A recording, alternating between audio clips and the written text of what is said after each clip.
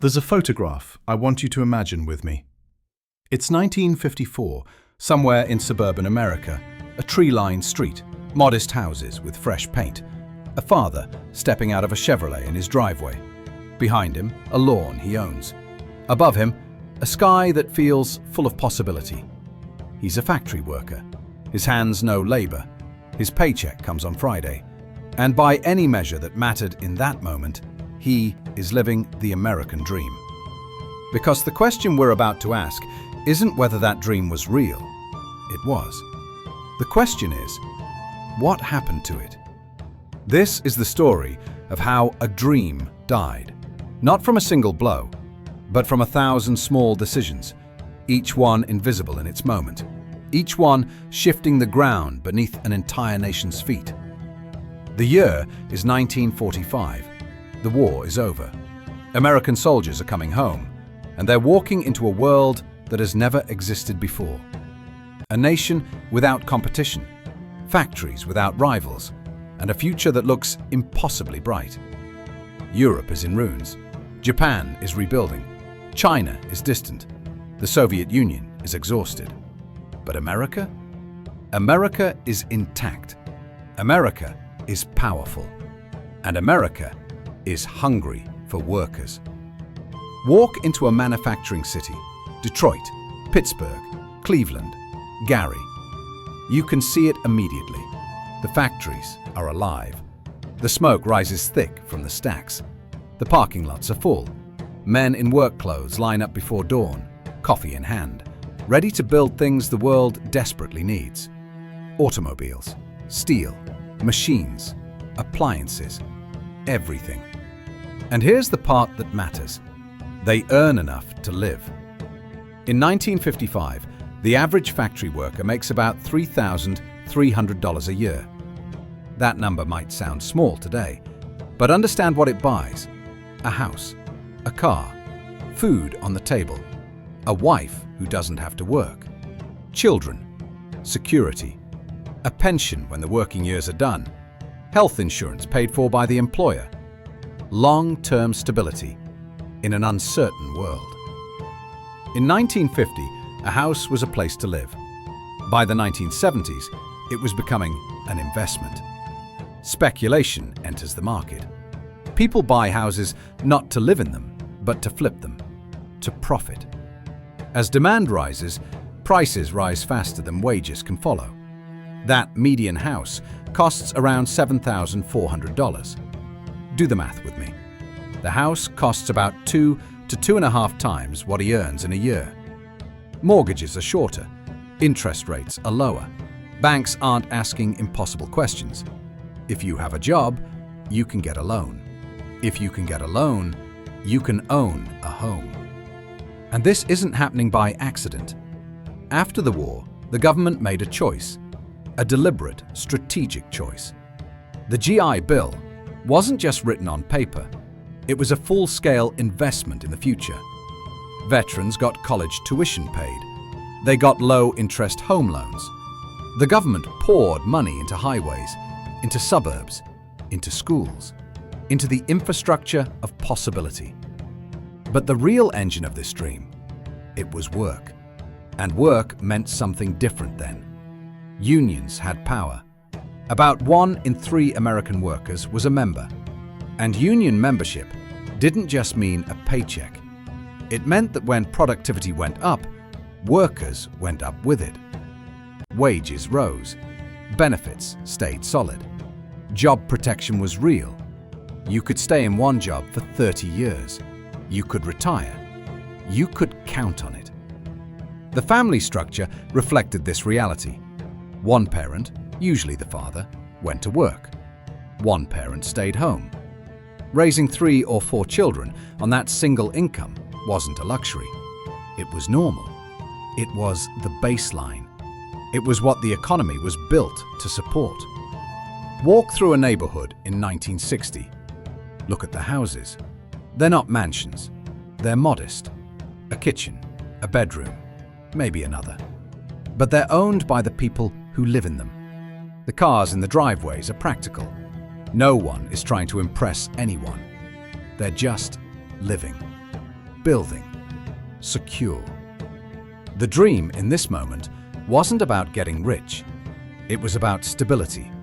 It was about knowing that if you worked hard, showed up, and did your job well, there would be a place for you in the world. A home, a family, a future. That's all it was.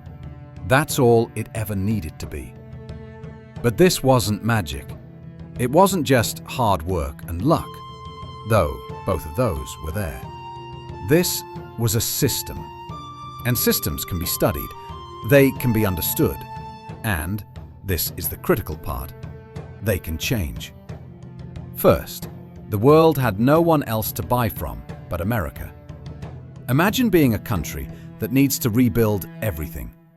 Your factories are ash. Your workers are coming home traumatized. Your currency is weak. But you need clothes, shoes, cars, steel. Where do you go? America.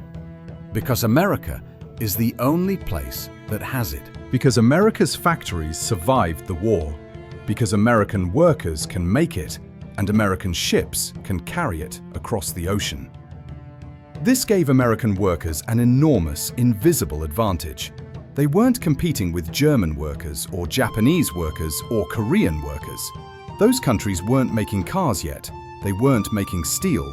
They weren't in the game. So American wages could be high. American prices could be reasonable. American workers could win. Second, the government made choices that mattered. The GI Bill, the interstate highway system, public education funding. These weren't small policies. These were massive, visible investments in ordinary people's futures. The government decided that building a strong middle class was worth the money, and it was. The return on that investment, in innovation, in consumption, in stability, in the strength of the nation itself, was astronomical. But that's only if you measure it over decades, only if you care about national strength and not just quarterly profits. Third, and most important, productivity and wages moved together. Here's what that means. When a worker gets better at their job, when technology makes them more efficient, when they produce more value, they got a piece of it. A real piece. The company got richer. The worker got richer. The workers' union made sure of it. This wasn't generosity, it was negotiation. It was the law of the land. It was how things were done. A factory worker in 1950 produces X amount of value. That worker gets paid for a meaningful percentage of that value. 10 years later, that same worker, with better equipment, better training, more experience, produces 3 times as much value. And their paycheck reflects that growth.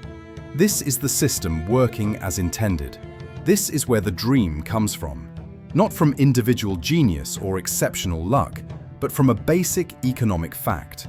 When working people share in the gains they create, they can build lives, they can buy homes, they can raise families, they can plan for tomorrow. Now, let me ask you to notice something strange. Go back to that factory parking lot. It's still full in 1970. The machines are still running, but something has changed. You can't see it yet, but it's coming. The ground is shifting. The tectonic plates of the economy are moving, slowly, in a new direction. The first crack appears quietly. In the early 1970s, factories start closing. Not all at once. One here, one there. A facility in Detroit that employed 5,000 people gets streamlined. Jobs move south to places where wages are lower. Then they move further, across borders, to Mexico, to Asia, to anywhere that wages are cheaper and workers have fewer protections. Manufacturing, the anchor of American middle-class life, begins to shrink. By the 1980s, the shift is undeniable. The jobs aren't coming back. But something stranger is happening alongside this loss. Productivity is still going up. American workers are still getting more efficient. Machines are better. Technology is improving. The value each worker creates keeps rising. But their paychecks stop. This is the moment everything changes. the moment the system breaks apart. From 1973 onward, a strange divergence appears in the data, a gap that grows wider every single year. Worker productivity goes up, worker wages go flat. The gains that workers created are no longer shared with them. They flow elsewhere, up, outward, away. The jobs that replace manufacturing are different. They're in service industries, retail, fast food, hospitality. These jobs often pay less. They offer fewer benefits. They're harder to unionize. A generation of workers who expected to work one job for 30 years now expects to change jobs every few years, always at lower pay. And something else happens, something that seems innocent at first, but has profound consequences. One income stops being enough. A family that in 1960 lived comfortably on a single salary now finds that single salary can't cover the basics.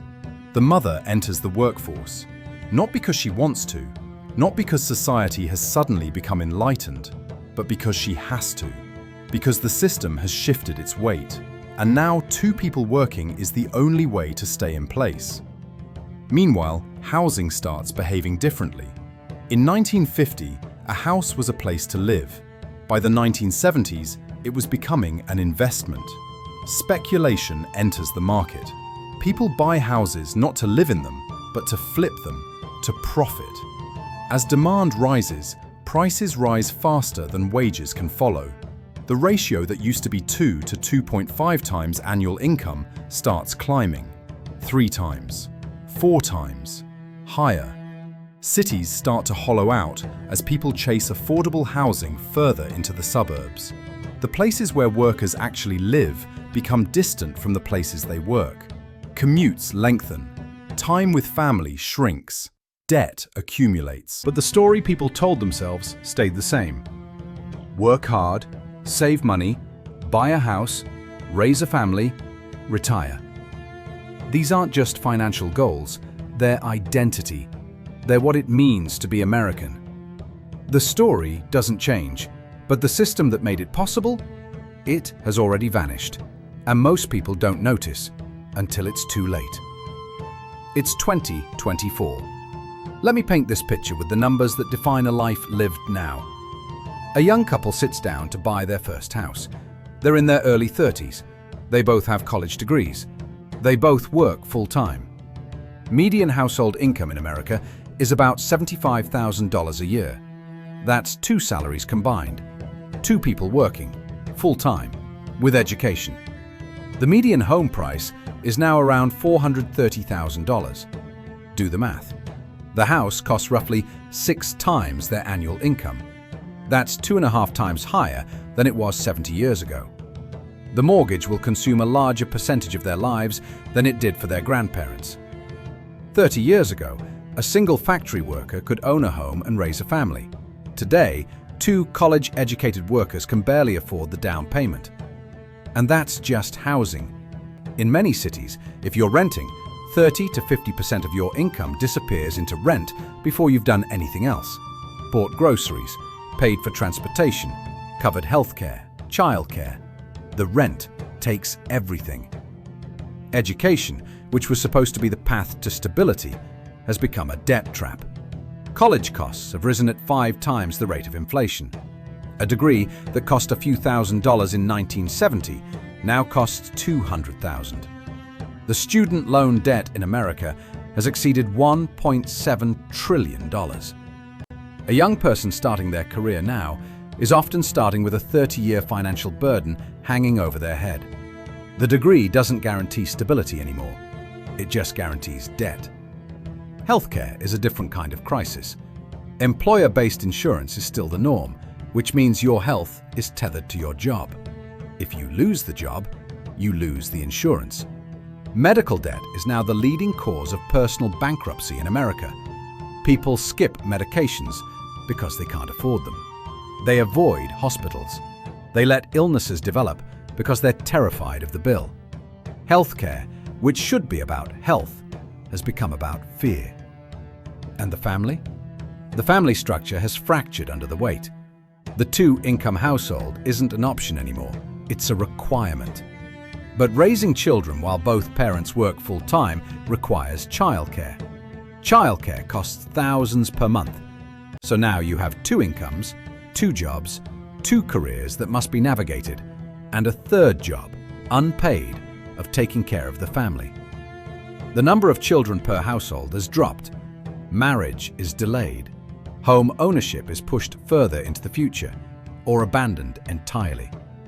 The life path that was supposed to unfold naturally now requires perfect planning, perfect luck, and often still isn't enough. The pension is gone. Most workers will never have one. They're expected to plan for retirement themselves, to navigate financial markets they don't understand, to save money they don't have left after paying rent and healthcare and childcare and student loans. Security, that fundamental promise of the dream, is gone. A person can work for decades and have nothing to show for it. They can do everything right and still be vulnerable. One illness, one job loss, one crisis. That's all it takes. The safety net that existed in 1955 has been shredded. But here's what's important to understand. The work is still there. People are still working. In fact, they're working harder, working longer, working multiple jobs, working until later in life, and still they fall behind. Did Americans stop working hard? Look around. People are exhausted. They're grinding. They're working more hours than workers did in 1960, with less security, less time with family, less certainty about tomorrow. The work ethic didn't disappear. It's alive. It's just no longer enough. Did we lose our ambition? No. People still dream. They still hope. They still believe that if they work hard enough, save enough, sacrifice enough, they can build the life that previous generations built. That dream hasn't died. It's just become a fantasy. A story we tell ourselves while the reality shifts beneath our feet. So what happened? The system changed. The rules of the game shifted. The implicit contract that if you work hard, show up, and do your job well, you'll be okay, was torn up and replaced with something meaner. Something that says, work hard and hope that's enough. Hope that luck is on your side. Hope that you don't get sick. Hope that your job doesn't disappear. Hope that housing prices don't spike. Hope that you find a partner who also works hard. Hope that between the two of you, you can keep your heads above water. That's not a dream. That's not even a plan. That's survival. The productivity is still there. American workers create as much value now as they ever did. More, perhaps. Technology has made them more efficient. But that value no longer flows to the workers. It flows to shareholders, to executives, to finance, to the machinery of capital itself. The worker creates the wealth, but the worker doesn't keep it. This isn't a failure of character. It's not about laziness or greed on the part of individual workers. It's a systemic shift. It's policy. It's law. It's the choices made by people in power to prioritize capital over labor, to globalize the workforce while keeping wealth concentrated, to break unions, to reduce benefits, to shift risk from institutions onto individuals, to let housing become speculation rather than shelter, to let healthcare become commerce rather than care. These weren't inevitable forces of nature. They were choices. They were decisions. And decisions can be different. Your grandparents might have owned a home on a single salary. That's not a sign that they were more talented than you. It's a sign that they lived in a different system. A system that has functionally vanished. But here's what matters now. Understanding that it was a system means understanding that systems can change. For 70 years, we've been told that the American dream is about individual effort, Pull yourself up, work harder, be smarter, choose the right job, make good decisions. And if you can't build the life you want, then you didn't try hard enough. You didn't want it badly enough. You weren't good enough. That's the mythology we live with. That's the story that justifies inequality. That's the narrative that blames the person instead of the system. But that's not what the data shows. The data shows something different. It shows a system that worked, that provided for ordinary people, that shared prosperity. And then it shows that system being dismantled, piece by piece, by choices made in boardrooms and legislatures and policy meetings. Your grandparents' American dream wasn't supernatural. It wasn't the result of superhuman effort or exceptional talent. It was the result of a system that was designed, deliberately designed, to allow ordinary people to build ordinary lives. The dream didn't die because we stopped working. It died because we stopped building systems that made the dream possible. So is the American dream dead? Not quite. Not yet. But it's transformed into something harder to recognize. For some, it still exists. Those with inherited wealth, those in certain professions, those born into privilege. For them, the old rules still apply. Stability is still possible. Security can still be built. But for the vast majority, the dream has become a different thing. It's become a daily negotiation, a constant balancing act. It's working 2 jobs and still worrying about the mortgage. It's choosing between medicine and rent. It's postponing life, marriage, children, home ownership until you're older, or abandoning those plans entirely. That's not a dream, that's a burden. And the cruelest part is the mythology that insists the burden is deserved. That if you're struggling, it's because you didn't work hard enough. You made bad choices. You weren't smart enough. You didn't sacrifice enough. That narrative is pervasive, it's poisonous, and it's false. The truth is simpler and more complicated at once. The system changed. The ground shifted. The invisible structures that held up the middle class were dismantled. And now we're all scrambling to hold ourselves up on ground that can no longer support us. But knowing that, really understanding it, opens a door. Because if a system can be changed one way, it can be changed another way. If structures can be dismantled, they can be rebuilt. If policies can be rewritten to prioritize capital over labor, they can be rewritten to prioritize people over profit. If choices were made that led us here, different choices could lead us somewhere else. The question isn't whether the American dream is dead. The question is, what kind of system do we want to build next? That's the conversation we haven't had yet. That's the future that's still unwritten. Leave us with this. A photograph from 1954. A man stepping out of a car in a driveway. A home he owns. A future he believes in. It was real. It happened. And for millions of people, it changed their lives. And then it ended. Not because people stopped working, but because the system that made it possible was torn down. That's not destiny. That's not fate. That's just history. And history, unlike the future, can be learned from.